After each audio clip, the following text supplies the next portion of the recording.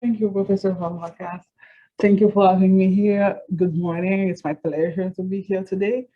I have an accent, a very strong one, because I'm Haitian. I speak French, Creole, and I learn English watching movies and taking a few classes.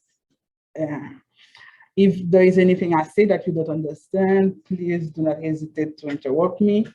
Matter of fact, I think after each section, feel free to ask questions. It will be easier than to wait at the very end, so that if there is something I say about, let's say, geography that you don't get, then you can ask me before I move to the other point. And I always take pleasure to talk about Haiti for several reasons, not only because it's a country that I love, but it's also a country that many people do not understand. And like Professor Vamweka stated, the way they portray Haiti in the news usually is not totally accurate, because sometimes people miss the fact. And because also Haiti, and to understand Haiti, you have to be very, very familiar to the country. It can be so complicated that even us Haitians who live there, who follow the news, who is really into understanding what's going on, we get lost sometimes. And we even joke that if you understand what's going on in Haiti, you didn't understand it. And it's easy for people to have like misconception about Haiti. And today I'm here to answer your question, and I'm here to share what what's very important to know about Haiti today. Who have been in Haiti here before? Who has been in Haiti before? No. Who have never heard of Haiti before taking this class? Don't be, it's okay, it's okay. Well, when I was in Taiwan, people asked me if I'm Obama's daughter. So, because Obama is the only black person they've heard of in their life. So, I wouldn't be surprised. I've seen it. Well, Haiti is located in the Caribbean. It takes 1 hour to go from Miami to Port-au-Prince, and we are really a close neighbor. And we share one island with Dominican Republic. We do we have the typical island life in Haiti? I wouldn't say so, because because it's of slavery. The slaves didn't have the right to go to the beach, and the sea reminded them of the long way from Africa to America. And it's a complicated relationship we have with this environment.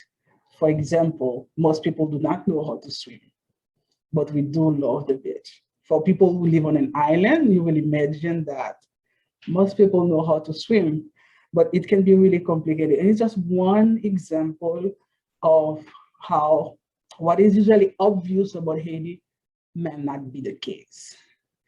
And our neighbor, the Dominican Republic, we have a complicated relationship with the Dominican Republic. Haiti occupied the Dominican Republic at some point in time. And now the Dominican Republic has seen years of stable economic growth, and it's the opposite for Haiti. So at some point, we were richer, wealthier than the Dominican Republic, but now it's the very opposite. And but the Dominican Republic depends a lot on Haitian economy, because they export most of their product to Haiti. Basically, the annual budget, a big part of it is about things they're going to sell to Haiti. And Haiti, there are many Haitian students who study in the Dominican Republic. So there is a large influx of money in the Dominican Republic that is from Haiti. And more recently, because the situation on the ground has been so complicated, many people moved to the DR, and the remittances, what remittances?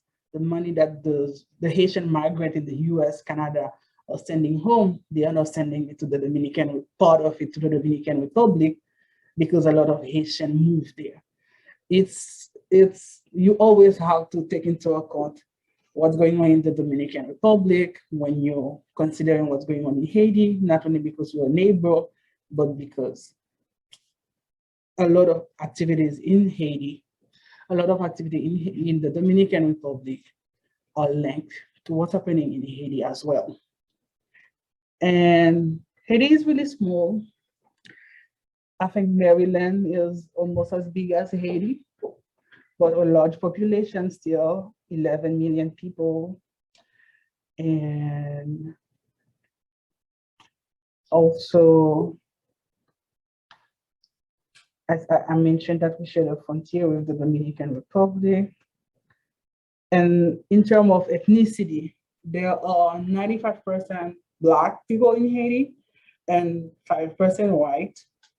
And there are a lot of people who migrated to Haiti during the World War II. We have Syrian refugees who established themselves in Haiti, and they are now part of the wealthiest people in the country. Well, it's one fact about Haiti. People call it economic apartheid. I don't know if I have the pronunciation right. The richest people are the white people. And in a country that is predominantly Black, 95%, the richest are white and the poor are Black. And I think only South Africa has a similar situation.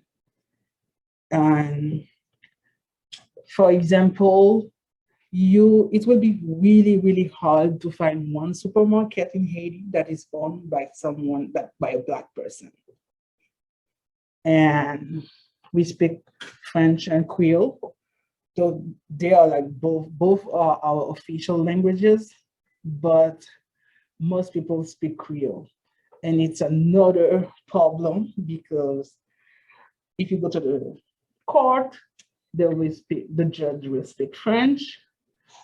The rules, the law, the most document are in French, but most people speak Creole. Only those who went to school, who are educated, speak French. And it's also because we have been colonized by France. And the France actually did a lot so that we could keep speaking French, easier for them to control. And it's really interesting because at some point when the US occupied Haiti back in 1950, they wanted to push for Haitians to speak English more. And it was some kind of agreement between France and the US so that Haitian could keep speaking French. So officially, we speak French and Creole, but mostly only people who have like high school level of education speak French. But most people only speak Creole. In terms of religions, Haitians are Protestant, Methodist, Adventist, Jehovah's Witness. Those groups account for more than 50% of the population. More than 35% are Catholic. And there is Vodou. Who have never heard of Vodou? Everyone, you've never heard of Vodou is a traditional religion. And it's very popular in Haiti, but it is also one very interesting detail. Back during slavery, the slaves were not allowed to practice voodoo because the master didn't understand it and they wanted to convert them to Christianity. So what they did is, in French we call it syncretism, and I don't know if it's the same concept in English. They were pretending to be Catholic while they are practicing voodoo. What they did is a kind of resistance. So they have the picture of the saint, like Saint Jacques Majeur is one of the saints, but when they have the picture in their home, they are praying Ogu, which is voodoo law. We call the god in voodoo law. So they use it for all the Catholic saints. So it remains in voodoo culture, and it remains so much that people usually identify as Catholic. Some of them are in fact voodooists and they practice voodoo. And there have been campaigns against voodoo in Haiti in the past. They killed many people who practice voodoo. And at some point, people were ashamed to say that they practice voodoo. They were hiding it. But it's getting better. People assume it.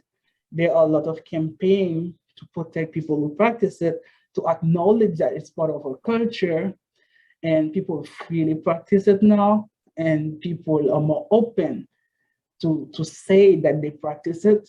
In the past, it was seen as something bad because of the many campaign against it and because of the fact that it was forbidden during the colonial period. And so you will meet a lot of Haitians who in fact practice voodoo but may not admit it. Less and less, but it was a fact. And in terms of demography, most Haitians are young. The life expectancy is less than 70 years. It's usually around 63 years old. And there are like many factors that explain it. At some point, we have like disease, lack of healthcare, and we are one of the countries with the lower life expectancy. And most people in Haiti are, oh, I forgot that I do not display the PowerPoint. I wanted to show you the population. But most people are young in Haiti. And you know that it's typical. I'm done with the therapy, Most but now developing I'm countries listening to the have a Zoom. large population of young people. I think the median age is between 23, 24 years old. Um, in the past, Haiti was more rural, and agriculture was the largest sector. But urbanization rate is increasing, and now we have 58% of people living in cities and less than 42% in rural areas. And major urban areas in Haiti, the largest is Port-au-Prince, the capital of Haiti, where 2.8 million people live. And it's very important to think about the fact that so many people live in Port-au-Prince is because there is no decentralization. Most of the economic opportunities are in Port-au-Prince. And this is also why so many people died during the earthquake, because it happened in Port-au-Prince, where so many people live. And it's also one of the reasons why it affected the whole country, because statistics shows that um, for 5 Haitians, one lives in Port-au-Prince. And when they don't live in Port-au-Prince, they have strong ties to people in Port-au-Prince, because when they need to get things done, administrative stuff, some basic stuff sometimes, they have to do it in Port-au-Prince. And people call it the Republic of Port-au-Prince sometimes to emphasize the importance of Port-au-Prince. And one of the best and happiest thing about Haiti is the culture. We have typical Caribbean lifestyle. We enjoy music, compa is the traditional one, the food, and we have events that are typical and specific to Haiti, like the carnival. And when we talk about the environment, the climate is tropical, and we do have some environmental problems, and like deforestation and soil erosion, overpopulation in some areas, and also the fact that we are very, very vulnerable to natural disaster. And this is very important because when you hear on the news that Haiti is cursed, this is wrong. There is no such thing. It is like, it's not a curse. We are vulnerable to natural disaster. We are on the hurricane belt. We have high risk of earthquake, landsliding, you name it, we are exposed to it. And because of the lack of infrastructure, bad governance, there is no preparedness. The even the slightest, even the smallest like natural event can turn into a disaster. And I don't know if you know it, there is a difference between natural event like a hurricane and a natural disaster. It happened based on we call it a disaster based on the amount of people, the number of people who died or were affected. And in Haiti, for example, the earthquake that happened back in 2010, same magnitude of earthquake happened in Chile and New Zealand.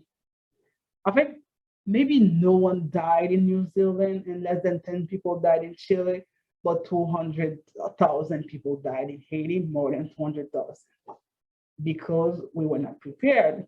Before 2010, many people didn't even know what an earthquake was.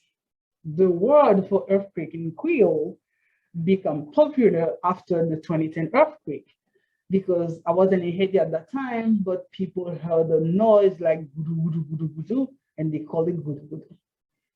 So, but in a country like Taiwan, like as a Haitian, the first time I experienced an earthquake was when I moved in Taiwan in 29, few months, September, maybe 4 months before the earthquake. And I remember my thought was that when it happened, I was so shocked. I didn't even know what it was. And then my Taiwanese friend told me, oh, it's an earthquake. You'll be fine. It will be okay. And in my mind, I was like, what if this happened in Haiti? I was really shocked when 4 months later, because the last time it happened in Haiti before that was more than 100 years ago. We studied it when we were in primary school. So I was shocked when it happened, and I was so I get used to it in Taiwan. It happens so often. And we're not even scared because we know that the building are like our feet, like they can sustain it. But it's not the case in Haiti. People didn't even know what to do if an earthquake happened. And they have a one of like magnitude 7.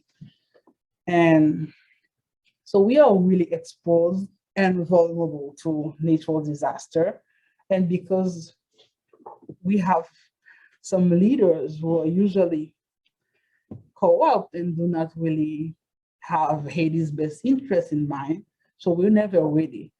Even after the 2010 earthquake, the reconstruction failed, and it wasn't only Haitian fault, because the reconstruction was led by a large committee, and it had Bill Clinton, former American president, in it.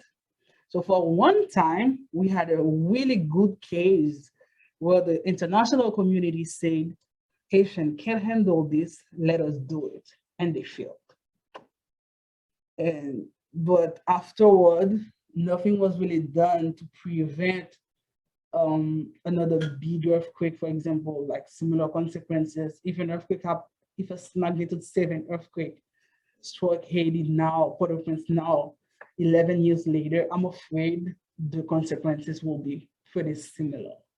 Because some people will build their houses the same way. They didn't have the money, except that now we're more prepared. The people know what it is. They know how to react. If the earth starts shaking, maybe this will help. But in terms of like effort, structural effort, nope, nothing happened.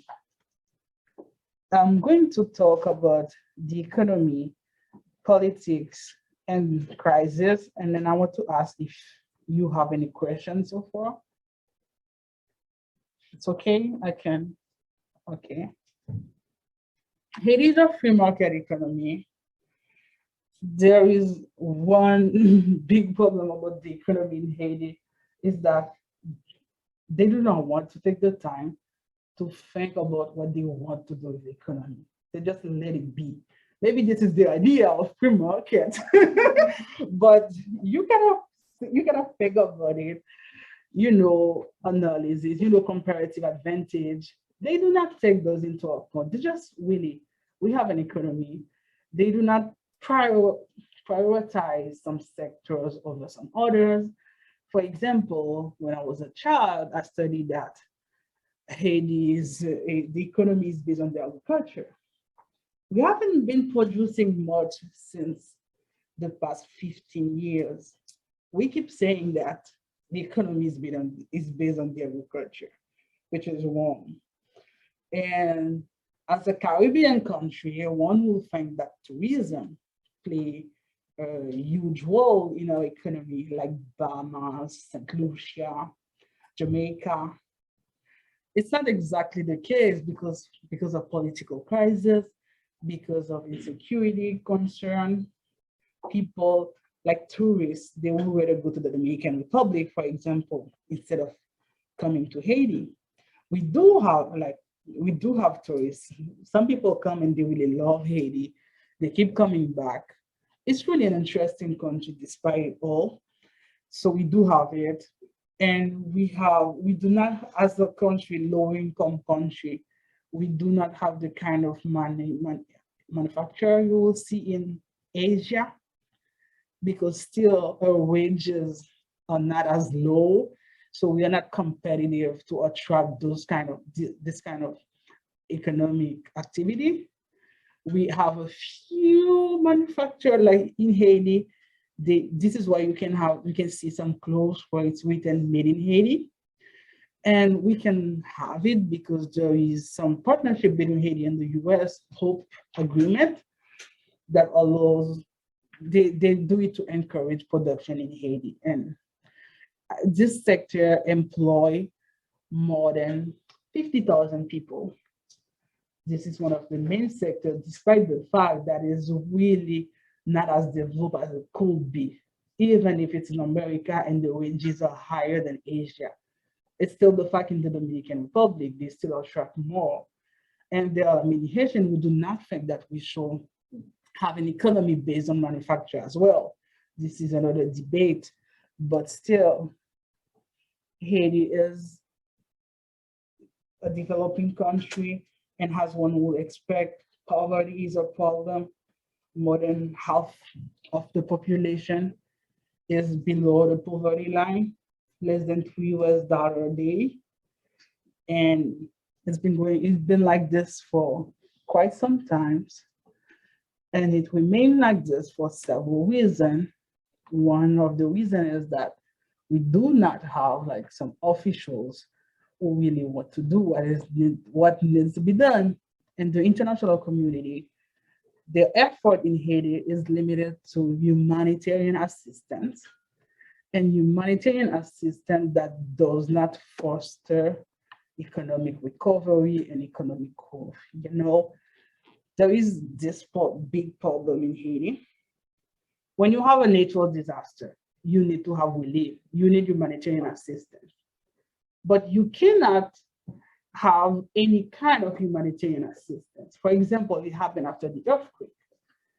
They bring so many clothes, food, medicine, water, things that we have in Haiti to Port-au-Prince, and it affected the economy. And usually this is also one topic I'm really interested in, is to find ideas, ways, and make recommendation how to intervene in a place, like provide relief and not hide the future economic recovery and economic growth. I've been advocating for this after the earthquake back in August 14, telling people that it happened in the South. We have 9 other regions that are not affected. They produce food, they are small business there. Before importing that large stock of water from Miami, try to see if you can buy it on the ground in Haiti, somewhere else, somewhere that is not affected. Those are like simple decisions that many people make that have a large impact. I think that's a great point, but can you spell it out a little bit for the class? Because I don't think the students understand exactly the point that you're making, which I think is very important point, Okay. right? Of like, what does that mean for economic growth for Haiti when you're sending clothes and water there? Yes. What happened is that, for example, you make donate after the earthquake, you receive a lot of messages saying make donation to Haiti. You send all your old clothes and you give food. You're doing something good that you will help people. But the problem is there are people producing the same thing in Haiti. There are like small businesses who probably imported them and are supposed to buy it to sell it in Haiti. When you send those for free, they cannot sell there. They have to lower the price. They will suffer some losses. And when you send so much food to Haiti, the farmers, they cannot sell the crops because, of course, when someone gets 3 bags of rice from the US for free, they will never go buy some local rice, which is, and talking about rice, I'll talk about it later. So those farmers, they have to lower the price, they suffer some losses, and in the long term, this has a strong impact on the economy of the country. This is why it's better. We've been advocating for this. It's better to give money because the people can use the money, spend it in the economy, and it helps instead of importing. And importation is a big, big problem in Haiti. This is so, it's crazy. What happened is that we have to take it on many levels, and I don't want to get you confused. The main problem is that we call it, in French, we call it rent economy. That is, we have the small bourgeoisie in Haiti, the people with the capital, the people with enough money to invest or create business opportunities. Most of them are not Haitian. And most of them are people who have families abroad, Syria, other countries. And it's not really their priority to have long-term investment in Haiti. And it's not always their fault because it can be really risky to invest in Haiti. So they do what's the easiest. They import from Haiti. So what happened, we produce rice in Haiti, but local rice is very expensive. People do not consume it the way they should. So this does not encourage more production because they keep importing rice. And the thing that, what happened with the rice, it's like to the relationship between Haiti and America. Bill Clinton had to apologize for his policies that really harmed the agricultural sector in Haiti. They subsidize the rice producer here, which is normal thing to do. They have to subsidize American producer, but they make Haitian official lower the tariff on importation of rice. What happened is that all of a sudden, more than 50 years ago, US rice and all imported rice became so cheap that farmers, like those who produce rice in Haiti, so a lot of them went bankrupt, and it's not sustainable. They keep producing it, but they have to rely on, like, they have to finance it, it's expensive. Only middle class people will have enough money to buy local rice in Haiti. And we had, like, it was a real sector, like rice in the Haitian economy. It's no longer the case.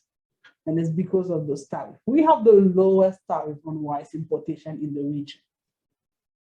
And it's all because of bad influence of foreign actors. And we cannot, like, increase it, even if people denounce it. People keep saying that we cannot have it like this. It's a difficult decision for any politicians to take for several reasons. The dependency on rice consumption. Because it gets so cheap, we are now like an Asian country. We consume rice every day. And we are used to have the rice at this price. If you increase the tariff now, it's going to increase the price. And in a country that is, well, half of the population living in poverty, if you have an increase in the price of rice, best believe people will be on the street hours later. So no politician wants to take the risk. And there will be some kind of agreement with the people who are importing rice. But it's very hard because those people are the ones who finance the politicians. And you see how the vicious circle is. So they will never take a decision that will affect the people who are importing it. And the situation will remain the same. We complain about it. We say that we need to reinforce our agriculture, but we do not. And importation also create another problem in Haiti, is the problem of currency. The exchange rate between the US dollar and the gold. And where I mentioned remittances at the beginning. And I told you that half of the population is living in poverty. So their main source of income is remittances from Haitian in the diaspora, more than 3 billion US dollar a year, which this is larger than the amount of development assistance we receive from other countries. Does everybody know what remittances are? Remittances is money sent from Haitian abroad to Haitian living in Haiti. And Haitian abroad live mainly in the US, largest population of Haitian abroad, Canada, France, and more recently, Chile, Brazil, and Mexico and Argentina. So Haitian living there send money abroad, and they send a lot of money. I told you more than 2 billion a year. And this is what most families in Haiti rely on to raise their family, to eat, to live. They do not have, a lot of people do not have a job. Without this money, it would be really hard. So if the people in the Haitian in the diaspora decide for 1 month that they are not going to send money home, that would be a huge humanitarian crisis. But unfortunately, but they will never take this kind of decision because the time we are, and Haiti Haiti is one of the top 5 countries in the world which receive the most remittances. The Haitian diaspora really send a lot of money home. For many reasons, it's not maybe because they have the most money. I don't think so. Most Haitian migrants are not among the richest migrants, but the needs are at home also acute that they really need to send money. I know people who are like sending things like $30, and many people depend on this money from abroad to raise their family. And they use it to buy products that are imported. And the fact that we are importing so much, this affects the value of our local currency. And in most countries, you will not even know about like what the exchange rate. Like you don't even know how much dollars you need for 1 euro, do you? If you're not traveling to Paris, then this is not important to you because everything you need, you have it here. And you don't need to know what it will be like tomorrow. Like when I was living in Taiwan, same thing. Taiwanese didn't have to know how much NT they needed to have 1 US dollar. But in Haiti, even a 12 years old can tell you what today exchange rate is. Because they have to convert the money they receive from the US in Haitian good to buy product. And this change every time when it become higher. For example, now we need about 97 good for 1 US dollar. The highest it was 120 good for 1 US dollar. So if it keeps increasing, then the price are increasing too because of importation, because we import everything.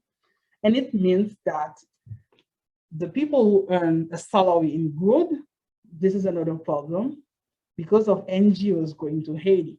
And because they wanted to simplify their accounting, they started paying people in US dollar. So now we have another problem. We have 2 currencies in Haiti, US dollar and gold. So I can go to the supermarket and pay in US dollar. They will convert it. You won't find it in many countries. And whenever you find it, there is always some economic problem behind it. It's usually when there are 2 currencies circulating, in economic, we say that the good one will chase the bad one. And in Haiti, the good one is the US dollar. This is the currency everyone wants to hold. The bad one is the local currency. And the problem keeps getting worse. And it's been like this for like years. And the worst part of it is that it's not only economic factors that are affecting the exchange rate, there are other manipulation as well. It's easy. If you keep 1 million US dollar with you, what happened?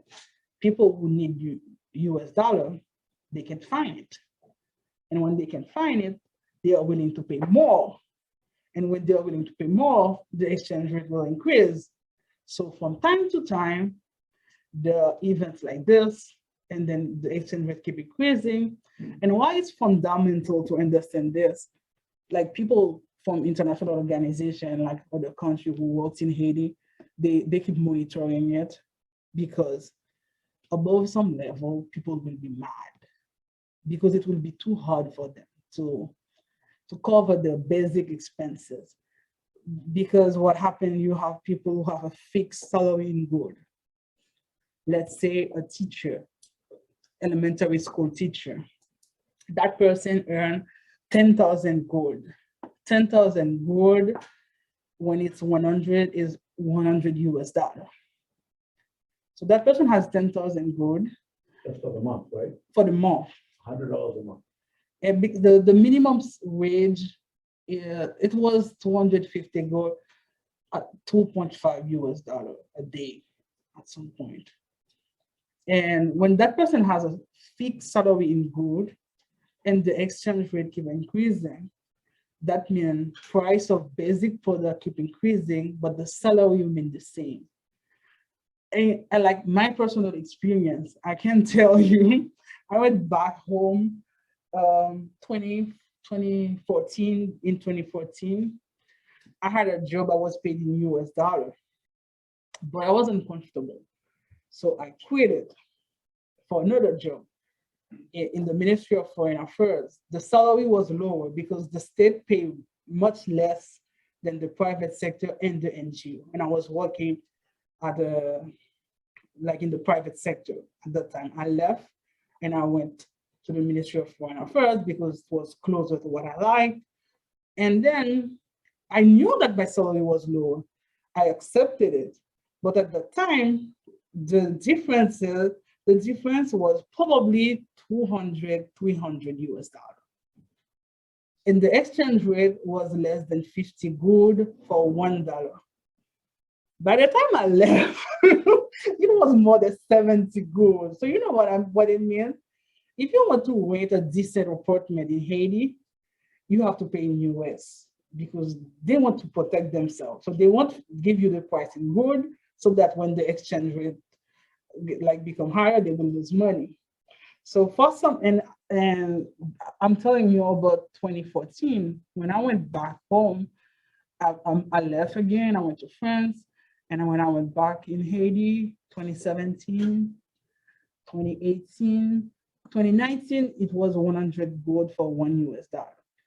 And my friends who were at the Ministry of Foreign Affairs had the same salary, which means basically in less than 10 years, not even 10 years, in less than 5 years, the apartment they were renting costed them twice as much as before.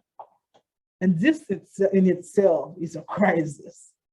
And this is what you will not understand it if you're not living in Haiti. Yes. Yeah, one more clarification. Yes. The exchange rate that you referred to? Yes. There's an official exchange rate and there's a black market exchange rate. Exactly. Thank you. Thank you for pointing this out. It is another problem because of lack of regulation. There is the official exchange rate and there is the one on the black market. You know, it's open on the street, the supermarket, they have the exchange rate. The banks have their own. Banks were more flexible. They could fix it however they wanted. But suddenly the government took a measure that they have to respect some specific weight. They did it last year, September. And they thought it was a good decision. But the worst thing happened. The rate in the bank at some point was 60 gold for $1. I was earning my salary in US dollar. I'm talking about last September. I'm an economist, so I have to protect myself. So whenever I have to negotiate my salary, I always ask to be paid in US dollar because I don't want to be, I don't want my salary to fluctuate because of exchange rate. And then I had to change my dollar in gold. And I was at the bank, it was 60 gold. And I was like, okay, this meant less money for me because when you convert it, I used to have like, it was almost 120. All of a sudden, exchange rate went from 120 to 60 in like less than 2 weeks.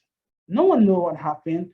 There are a lot of speculation, but again, I told you that people manipulate the exchange rate.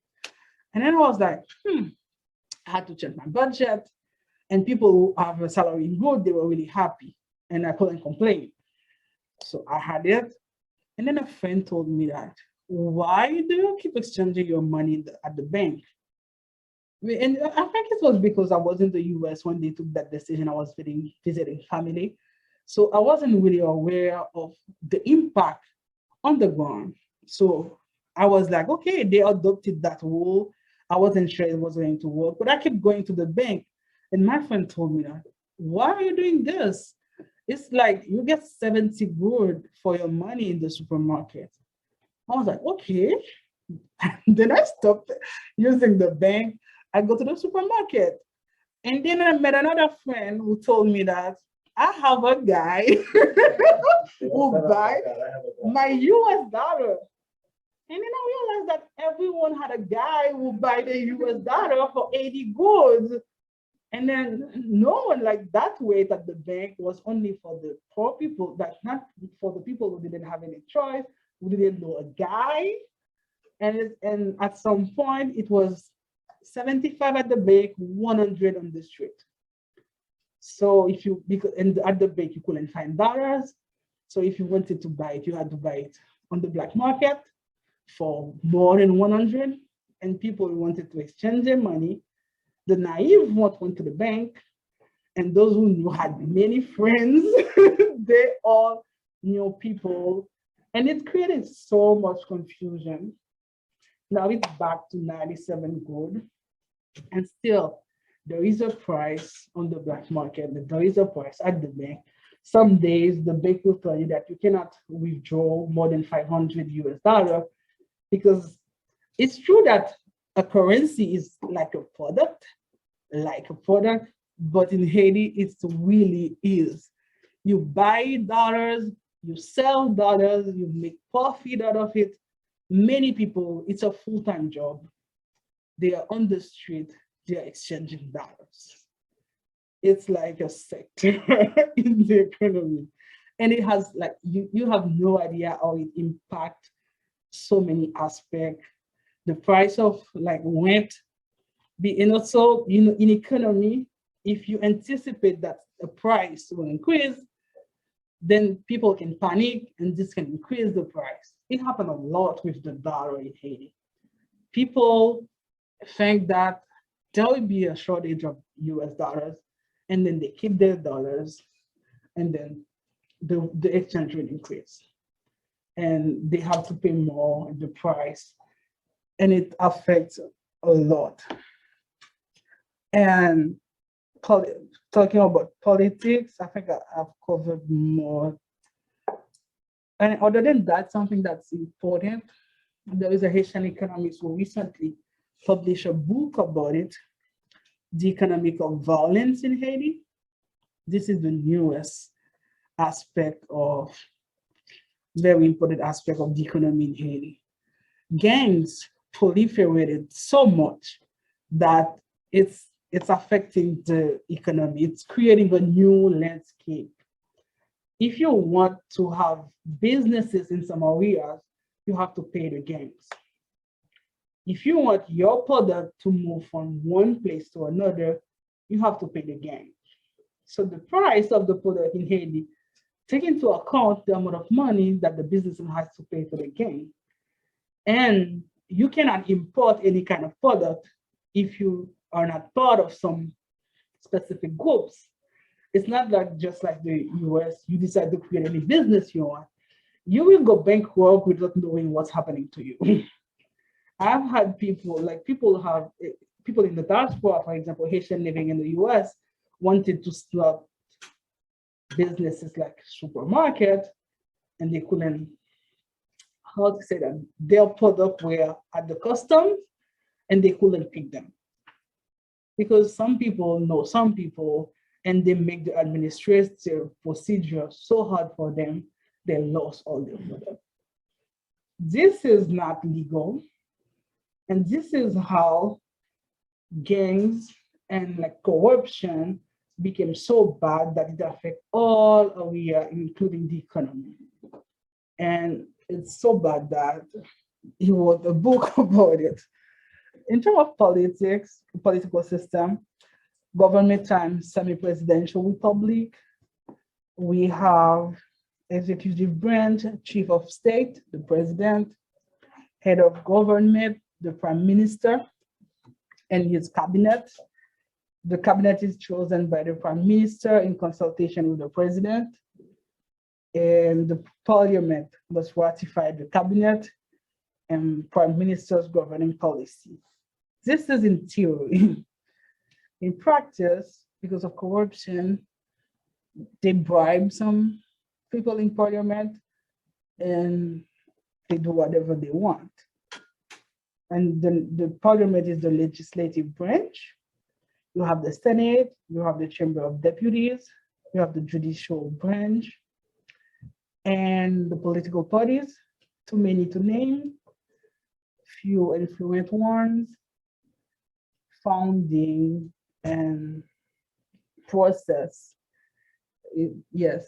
We have less than 4 minutes. Is it possible, and we'll continue this conversation next week. Yeah. I just want to maybe capture what is Haiti doing with the pandemic right now? Yeah. Talk a little bit about that. That was supposed to be the second part. We have I think all countries on earth now are dealing with the pandemic.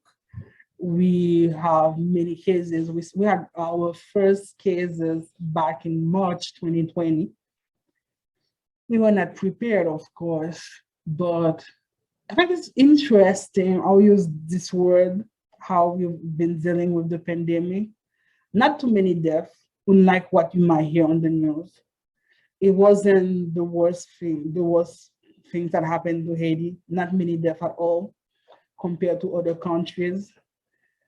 Hospitals were not overcrowded like in other countries. People drank their teas. I don't know if this worked. I don't know if because of vaccine we've had for diseases like tuberculosis, but the recovery rate from coronavirus is really high in Haiti. And we end up handling it without suffering too much, not because we had enough hospital bed, enough preparation, but because the people took care of it by themselves. They shared tips, and of course, some people didn't survive it. We lost many people. But this year it hit bad, I think maybe around March or April. But in general, I think people learn how to manage it. They share the experience. And each time we thought it was going to be really bad, but it wasn't it was really not as bad as one would expect it. But again, like I told you, it wasn't because of so much preparation. It was like sheer luck and the fact that people in communities, they share tips and they survived it too. We probably need to have a study to understand this.